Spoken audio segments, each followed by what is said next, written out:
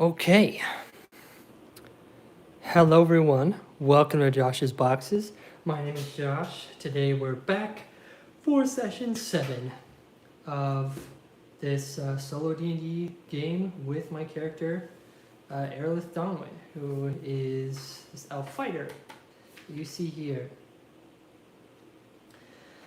During our last session, it was pretty much all combat. Erolith and his monk companion Chadwick saw like a young hunter who was under distress, was being attacked by a brown bear, and Chadwick jumps to the hunter's aid. Here, I'm going to bring this in a little closer. Chadwick jumped to the hunter's aid, and reluctantly followed, and they very nearly died fighting the brown bear because it was a really hard fight, but it was revealed that Chadwick has healing magic as well as holy fire. Turns out he's a priest of Anira, the goddess of mercy and dawn and hope and things like that. And so Erolith is very grateful to Chadwick. And then he recognizes the young hunter who they saved as a young man named Tanig Lowwater, who is the son of a farmer back at Fernstead, which you could say is Erolith's hometown. Even though he's like from the forest, basically. Erolith questions him, like, what are you doing in the forest? You are a farmer's boy, why are you fighting a brown bear? And it turns out that the Tanig is like looking for a life of adventure and bravery, and was trying to show his courage by fighting this brown bear, and ended up getting his butt kicked, and they barely saved him. And so Tanig like begs Erolith to keep him and like teach him how to be an adventurer, and Erolith, because he's got like sees himself in this guy, agrees, and begrudgingly allows Tanig to help them scout out the Wild Rogues base, which is where they're going. And if that goes well, they'll return to Fernstead and make sure Tanig's father is okay with it. So they stopped and recovered from their battle with the bear. So I'll put Erolith's HP back up to 20. Now that he's had a chance to rest. Same thing with Chad and Tanig. They'll all be able to be fully rested. Okay, so the scene that we're about to go into, I'm using the Mythic Jam emulator here. We are going to, here, let me get my dice out, because we need to test Chaos Factor to see the scene that I'm thinking of that I already know is they're going to arrive at the Wild Rogues base, or at least kind of the general area of the Wild Rogues secret base. And so we're going to test Chaos Factor, which is currently 4, to see if there's an interrupt or altered scene. 5. Okay. So that means no altered or interrupt scenes. So Erolith and Chad and Tanig are pulling up to, man, this is a squeaky chair. I'm going to switch this chair out. They're pulling up to the base. Yeah, this one just not nearly as much. Okay. They're pulling up to the base, and I want to get some more detail on like what kind of a base this is, what it looks like, what kind of things are going on here. I've got the Mythic Jam emulator here. I'm going to look through the tables and see if I can get something for the location. and like what is going on here, if things are calm or not.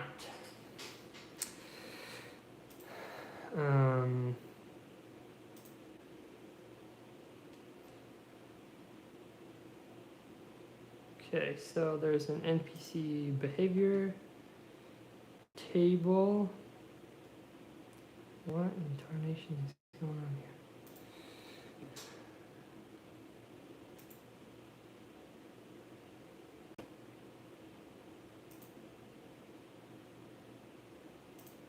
Okay, I'm having trouble finding this table. But, so bear with me, I guess, as we try and tables I'm looking for.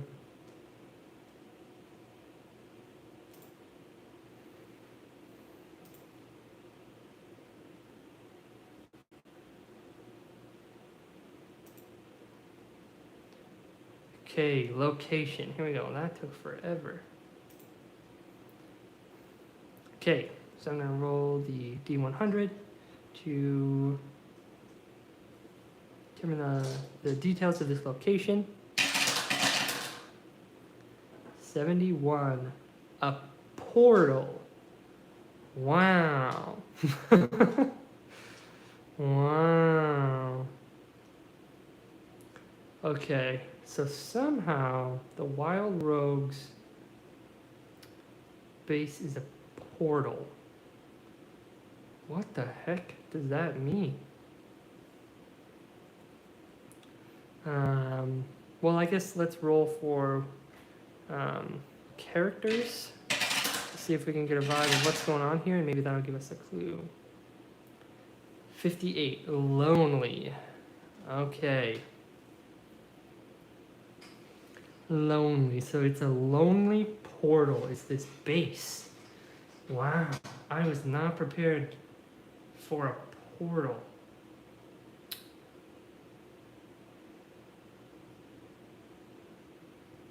So earlier, let's see. When we first encountered the Wild Rogue, he killed someone because this person had destroyed a valuable magic item and ruined, quote, their whole operation. And so,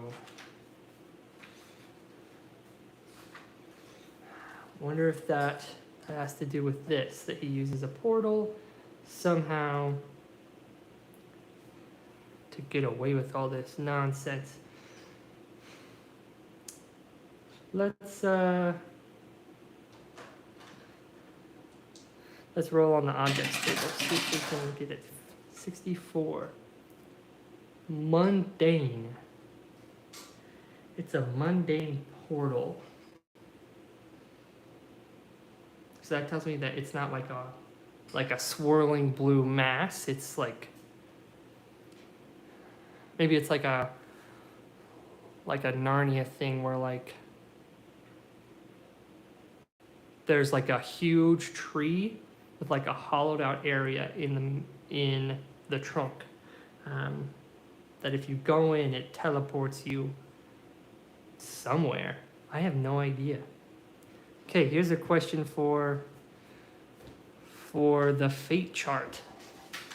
Chaos factor 4. Is this a portal to another dimension? We'll see.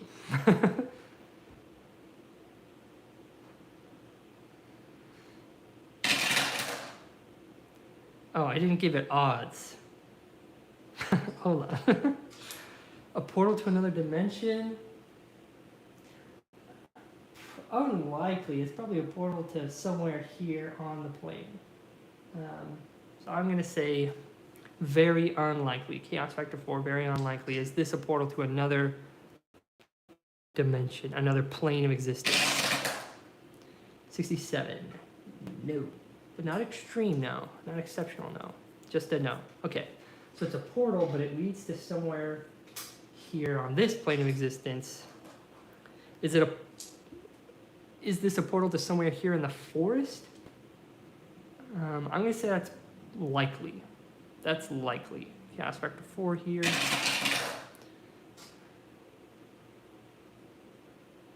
That's almost an extreme yes. An exceptional yes. So yeah, it is a portal here, somewhere here in the forest. My gut tells me that it's like like an underground grotto or something like that that's like only accessible through this portal. There's like no tunnels that connect to the surface. They've like kind of carved it out magically, or maybe this is like a ancient, like, you know, some old wizard made this. Okay, wow. So Erolith is not gonna know that. And maybe they even, like, the Wild Rogue's a smart guy, and so he is not going to just make it obvious that it's a portal. And so maybe there's like a whole entire camp that's around this portal, that's made out of like they cleared the trees, and there's like wooden walls and like a big tower in the middle and stuff. So it looks like there's this camp, but the Wild Rogue and most of his forces and his riches and stuff are not going to be here. They're going to be on the other side of that portal. But Erolith is not going to know that. There's no way that he's going to know that. So, yeah, they come up to this fort in the wild, and they're just kind of staking it out, watching. Erolith is very patient, so he'll sit and watch for a long time and count how many guards he sees.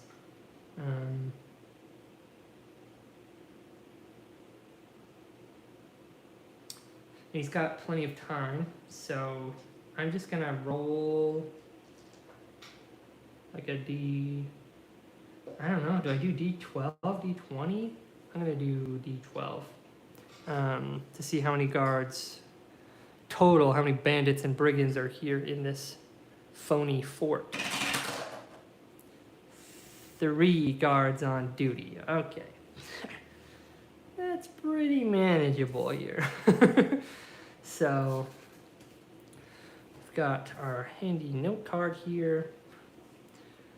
Erolith wants to take them out quickly. He doesn't want to raise any alarm bells or anything like that. I'm gonna have Erolith do a stealth check here for the party to see if he can get an ambush round in here before, like, get into a position where he can hit someone easily and have his whole party ambush before we roll initiative. So here's the stealth check. That's a nat 20. That is a nat 20. Let's go. So Erolith easily stealths, and I might even give him advantage on this because that's just a really good roll. So let's see. Let me grab the brigand stat block. Bandit is what it's called, the bandit stat block. Okay, so there's 3 bandits. We got bandit 1, bandit 2, bandit 3. Got 11 hit points. AC 12. And they do. Got swords. It's +3 and 1d6 +1 slashing damage. Or they got light crossbows,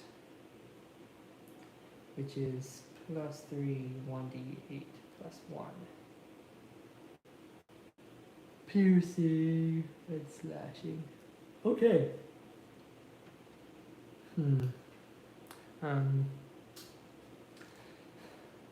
I won't break out the battle map for this one.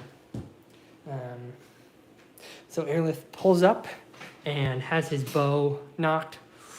Sees this guard walking the, like maybe there's like kind of a parapet, maybe is what it's called, just like some kind of platform that goes around the wall. That like he sees him, and Erolith just pulls his bow and fires. He's got a +4 with his longbow. Oof. Oh, but I gave him advantage on this. That's a 2 and a 5. Dang. So the arrow goes wild. The bandit like stops abruptly and picks his nose or picks up a coin he dropped or something like that, and the arrow flies wild. Erolith will definitely swear under his breath as the bandit will like hear the twang of the bow and the whistling of the arrow and like look and like, huh? But our young friends, our compatriots, Tanig and Chad can still go. They can still act.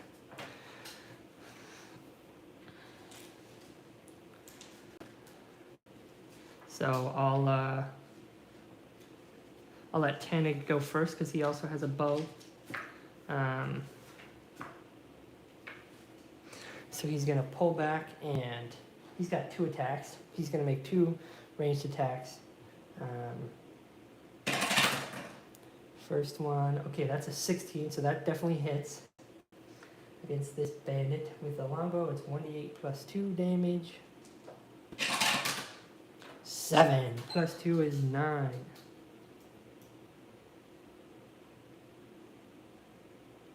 So this guy's got 2 life left. I should have put this off to the side because. And Tanig will turn and try and fire on another guy with his second attack. That's another 16.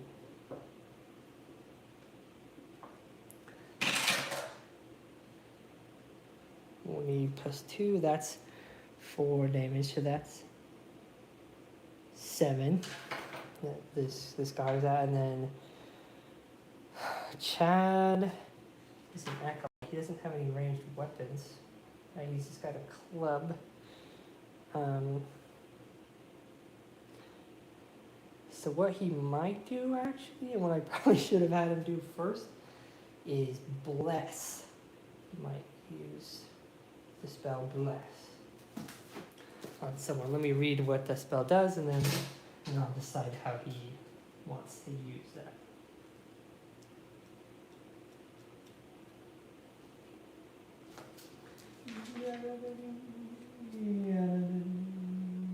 Bless.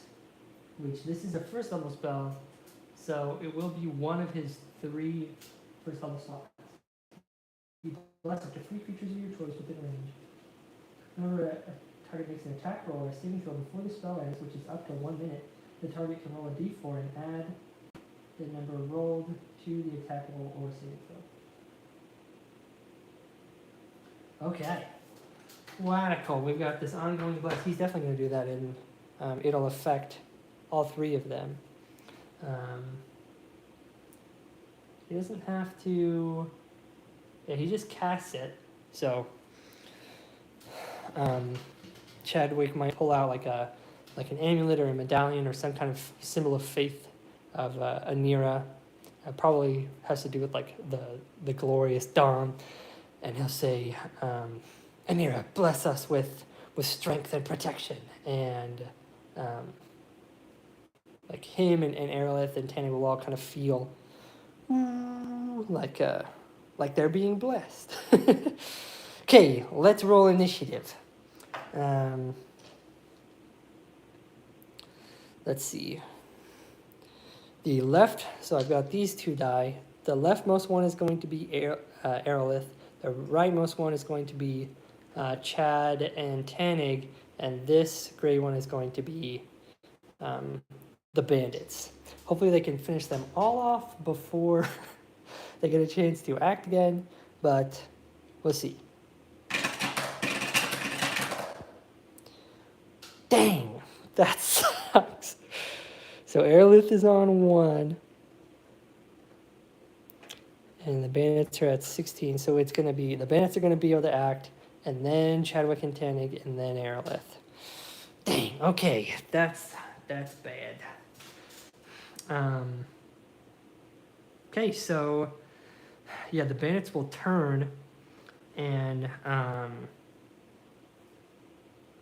just try and, like, they kind of can triangulate where these guys are at, so they're going to try and fire at them with their crossbows. This area's been cleared, so now they don't really, like, have that good of a place to hide, so I'm not going to bother with, like, cover or anything like that. And these guys don't get multi-attack, right? Yeah, it's just one. So first one is going to try and fire at Erolith with his bow. 9 plus 3 is 12. Okay, it just misses. Nice, it just misses Erolith. So he fires this. It's got a crossbow and a stat block, but I picture them just as bows. That he fires and just barely misses Erolith. Then the next one will try and shoot at Tanig, because he also saw him. Okay, and that's definitely a miss. And then one of them is going to try and fire his bow at Chad, who he sees blessing them and knows if we can take this guy out, that's going to be really beneficial. He's the spellcaster. Oof. Dang it, Chad. So, Chad he's got AC 10 and 9 HP. Oh boy, this could be bad. 1d8 plus 1, 4. Okay, so that's 5 damage. So Chad is down to 4. He takes an arrow as he's blessing the others. Dang, that stinks. But he's still going. It's his turn. He is going to reach out and smite the guy who just struck him with Sacred Fire cantrip. So let me find that.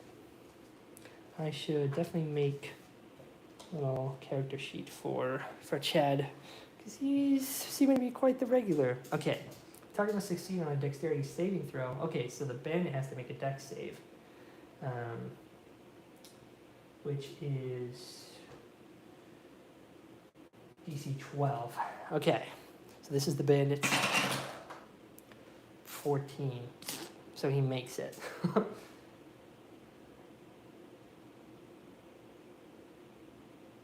Okay, and it's not one of those ones that gives half damage because it's a cantrip. So he just tries to like launch this fire, but this like holy fire, but the bandit just dodges out of the way. Tanig is gonna pull back his bow and fire his bow once again. So we'll see what Tanig can do against the bandit. Dang. What does Tanig have? I should keep these bookmarked better. He's got a +4 to hit. Yeah, so that's an 8. That's not gonna be enough. But he's got multi-attack, so he's gonna fire the bow again. 15. That's more like it. So he strikes this bandit. It's the second bandit with his bow. Dang it, I was hoping for better damage than that. That's 4 damage, so this guy's down to 3. And then Erolith is going to use his longbow as well and take a turn to fire. 16, okay, that definitely hits. So Erolith is out here with 1d8 plus 2, 4, so that's 6. So he takes out the first guy. Okay.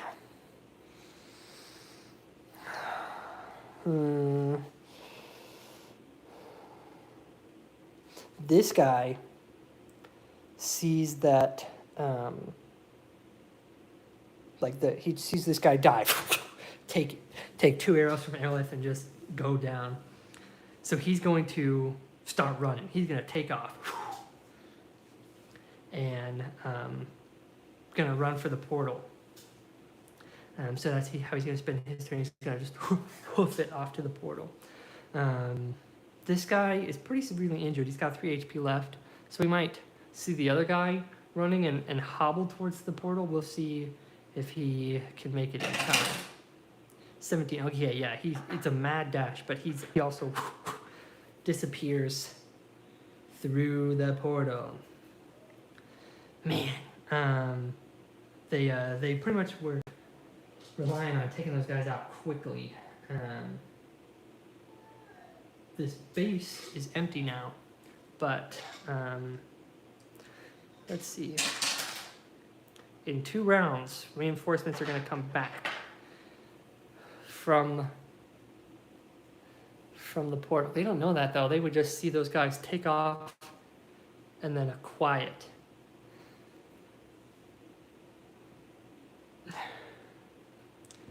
They'll, not knowing what's going on, Erolith and the rest will stealthily approach this place. I'm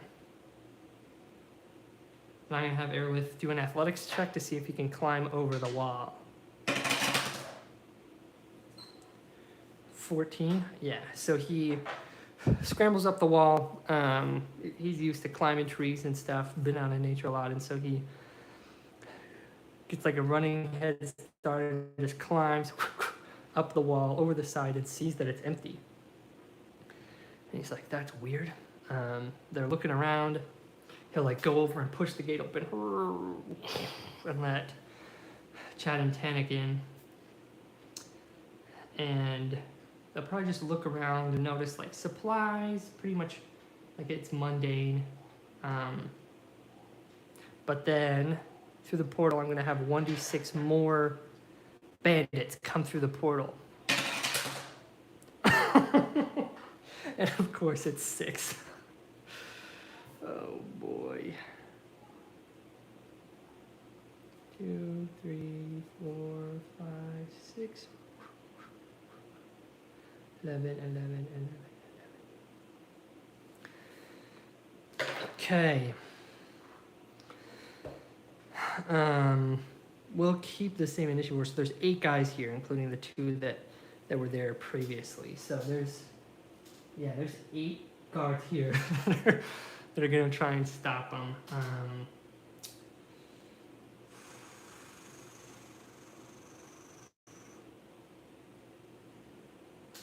This is basically the bandit's turn is going through, so I'll have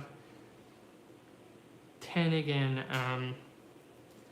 Chad and Erolith get their turns. They're definitely gonna like dive for cover. I imagine there's like scattered boxes and things like that are around. Sounds like my son's awake.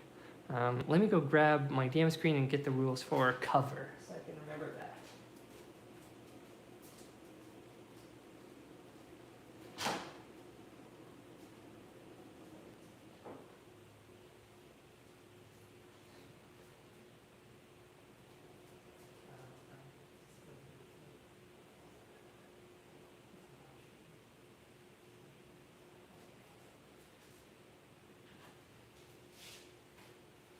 Okay. I got my DM screen here, so let me pull up the rules for cover. It's definitely not total cover, but I will give them half cover. It's like boxes and barrels, and they can like flip over a table and things like that.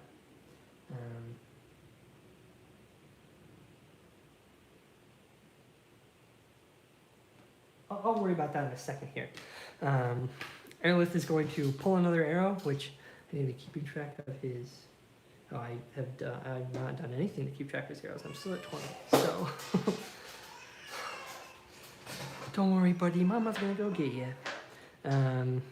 So yeah, Erolith yeah, he's gonna fire his longbow at these guys. Dang it!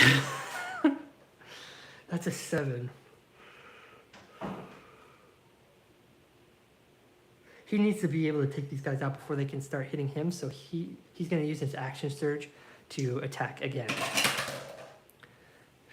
12 plus 4, that's 16, so that hits.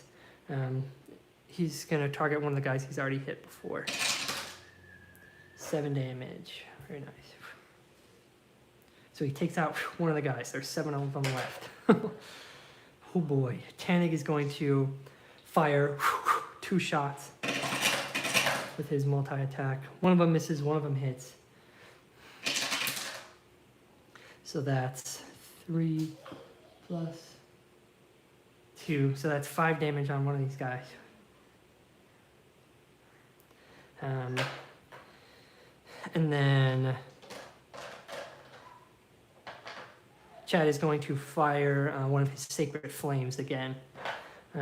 So the bandit needs to make a dex save. Dang it. He makes it again. 17 plus 1, so that's 18. Yeah, so there's still 7 bandits in this fight.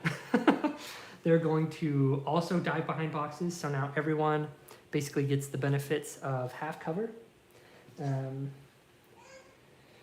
And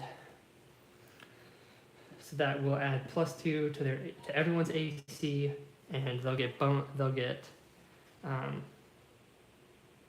and +2 on their dex saves. And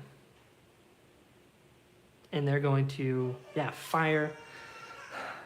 Basically, I think 2 of them will fire on Erolith. 2 of them will fire on, maybe 3 of them will fire on Tandig, because he can do the 2 attacks, and then 2 of them will fire on Chadwick. So these are the 2 firing on Erolith. Okay, Erolith is at 15. Okay, so this one just barely hits. 7 plus 1.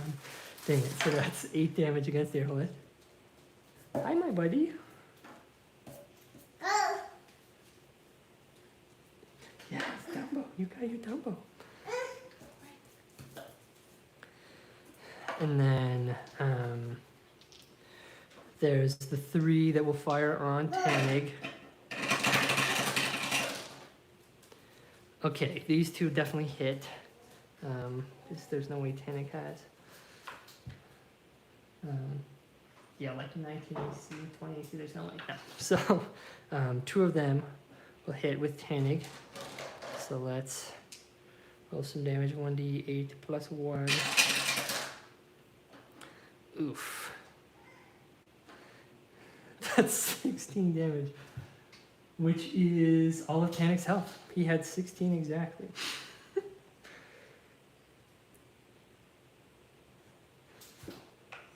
Dang. Yes, that's enough to drop him. Tannig is down. Crap. And then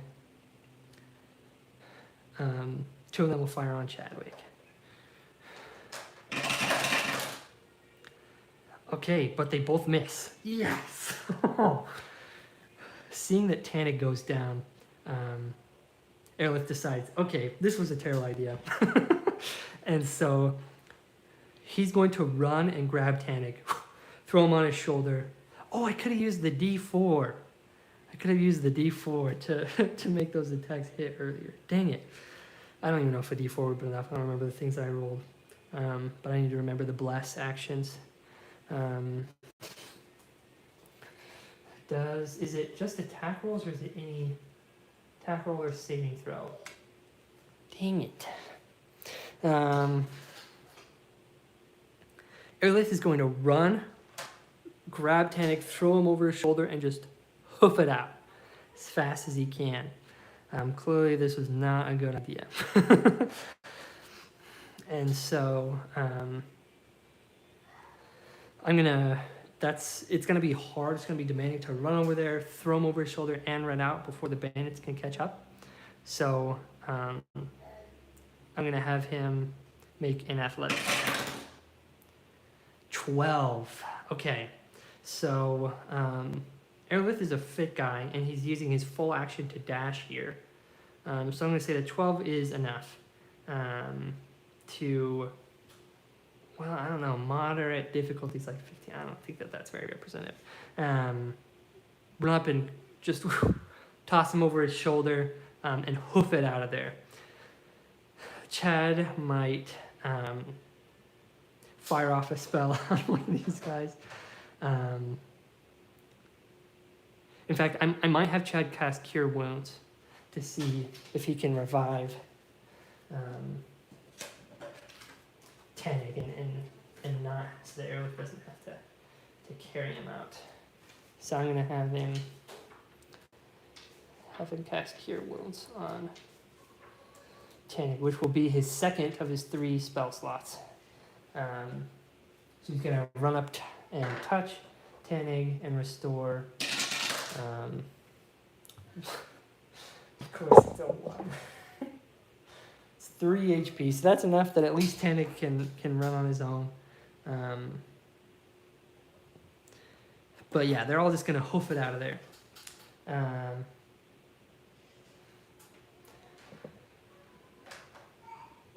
I'm going to have all 3 of them do skills test. I'm going to say this is DC 13 Dex check. Just hoof it out of there and be able to hide from the bandits. If at least 2 of them succeed, then I'm going to count that as a success for the group.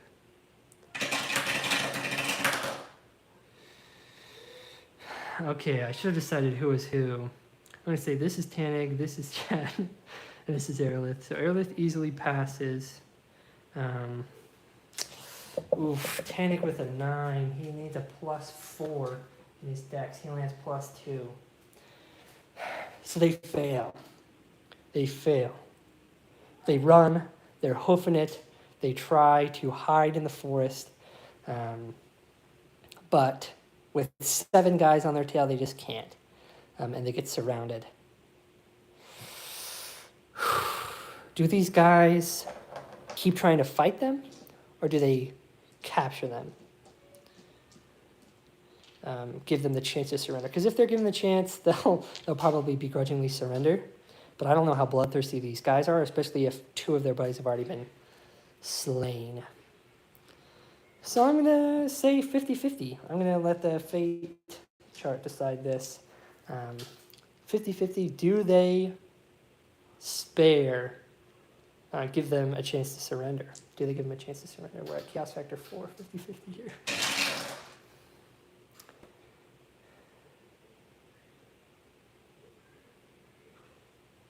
$53 is that no? I think that's no. Oh no. Yeah, because you have to roll under to get the yes. Woof. So they're just going to keep piling on them. They're like, we'll have your hide for this. Okay, there's 7 guys. There's no cover. Erolith is going to pull out his sword. He already spent his action surge. We could die. We could have all of our PCs die here. Who knows?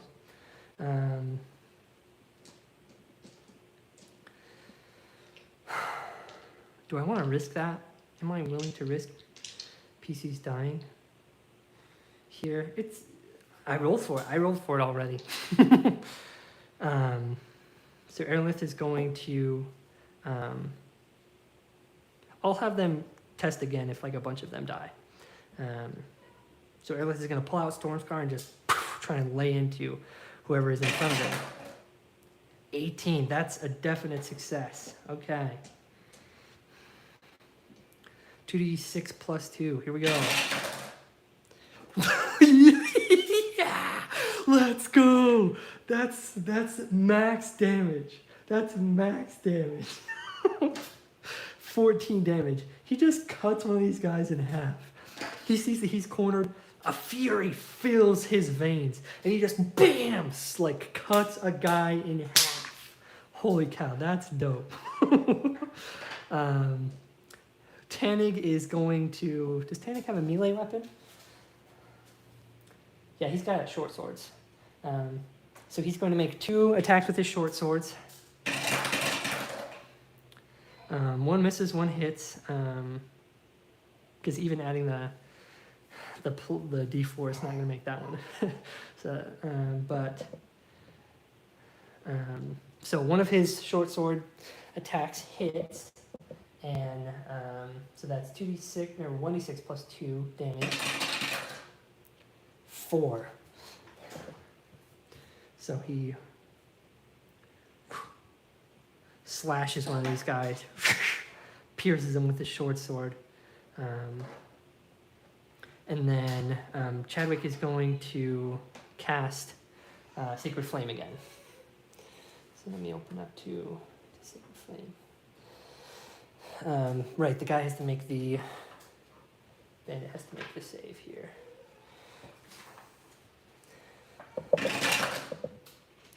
10 plus, plus 1 dex? It has to be 12, so he misses. He misses. Okay, excellent. And so that means he takes, 1d8 radiant damage. 2 damage. No,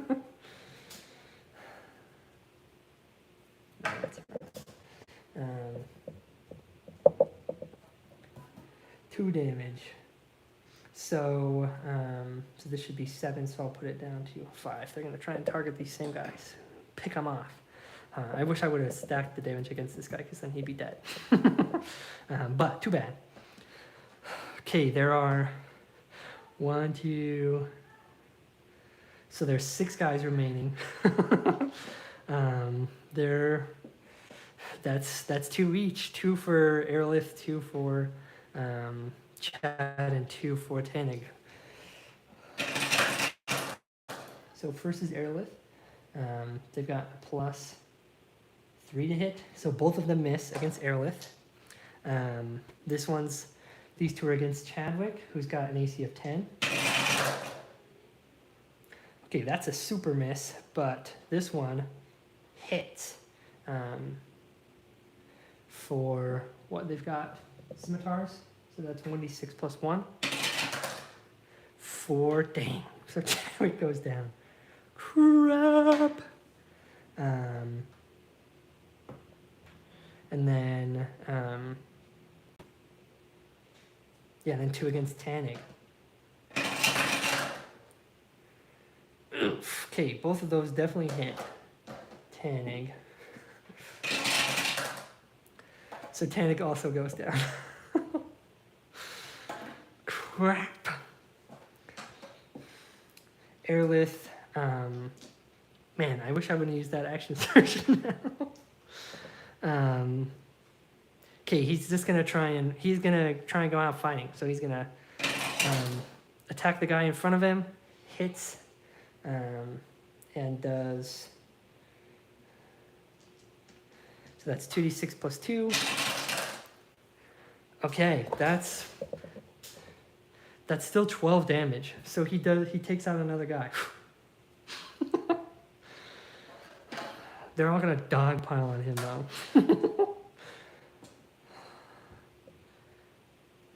There's still 5 guys. Here we go. 5 guys, plus 3 to hit.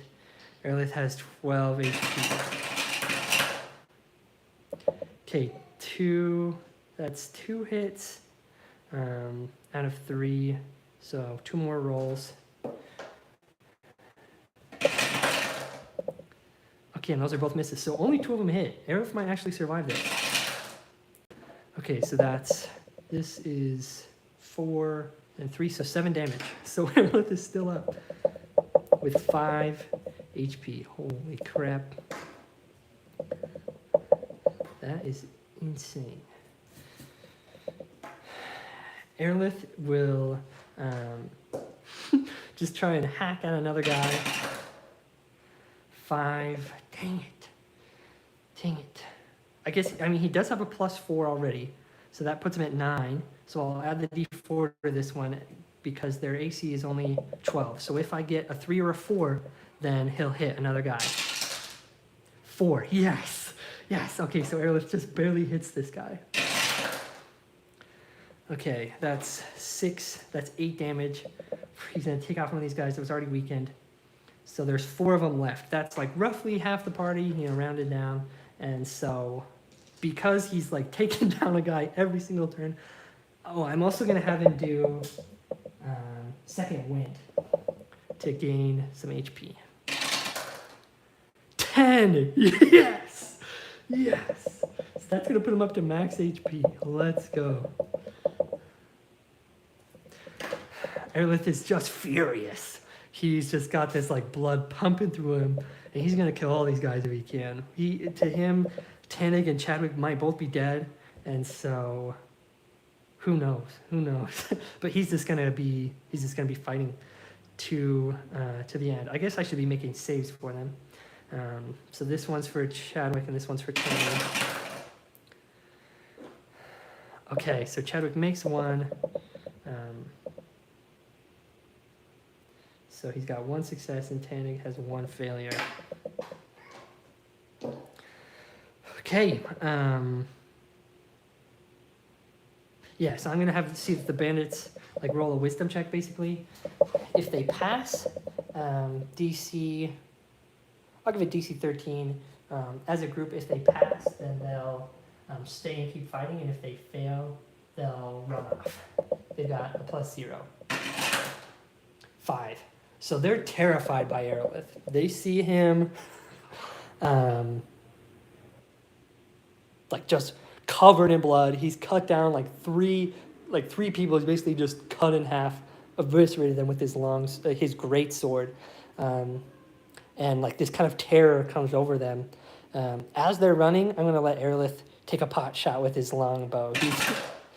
But it misses. He's too furious to be really like focused and patient with the bow, so the arrow flies wild. But he, they run back to the fort temporarily. They'll probably be back, I'm sure. But yeah, Erolith. I'm gonna have Tannig and Chadwick roll. Again, I'll do this one is Tannig and this one is Chad, and then I'll have Erolith start trying to help them out. Crap. I don't remember who I said was, I think I said this was Tannig and this was Chad. So Tannig fails another one, but Chadwick succeeds. Erolith is going to try and make a medicine check. He's got +2 in medicine, so he's going to try and stabilize Tannig. Runs over, like rips his cloth or something, and just starts trying to staunch this wound. Nat 1! No! Oh no! So he fails. And so I'm gonna roll again. So this is Tannig and this is Chadwick. And if Tannig fails this, then he's dead. So we'll see. Wow. So Chadwick is stabilized. Erolith is holding Tannig, this kid who he saw himself, who he kind of recklessly let accompany him into this battle. He just wanted to scout it out, but Tannig joined the fight. And he's holding Tannig, trying to staunch the blood, but it's too late. And Tannig bleeds out in his arms. And it's just quivering and looks up and then goes still. And Erolith is like, no! And is furious. He's furious at the wild rogue. He's furious at himself for bringing this boy along. It was so foolish to do. Chadwick stirs a little bit. But he's, Tannig is gone, and Chad can't.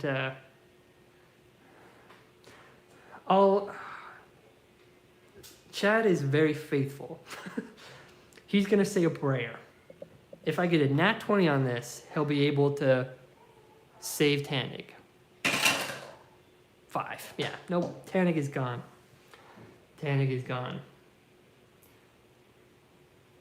And yeah, Erolith can't save him. And so they just haul his body away from here so that bandits don't come back here to try and finish the other two off. And then they'll bury him. You know, maybe they'll make a plan to, you know, wrap him up. Maybe Erolith will try and take his body, wrap it up, and take it back to Fernstead. But right now they just have to get out of there. So that's where we'll, I think, wrap up the session. Chaos factor definitely goes up. We can cross Tanig off of our character list because he's dead. He's dead. And we'll add a new thread here, which is